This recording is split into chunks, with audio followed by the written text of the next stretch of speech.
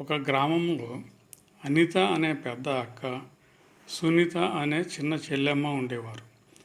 ఇద్దరూ ఎంతో ప్రేమగా పెరిగారు.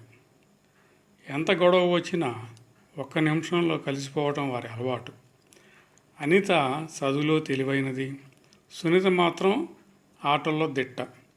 కానీ ఇద్దరూ తమ లక్ష్యాలను చేరేందుకు ఒకదాని కోసం మరొకటి తోడుగా ఉంటారు. ఒకసారి గ్రామంలో పెద్దవారి పోటీలో అనిత పాల్గొంది. ఆమెకు కొన్ని ప్రశ్నలు చాలా కష్టంగా అనిపించాయి.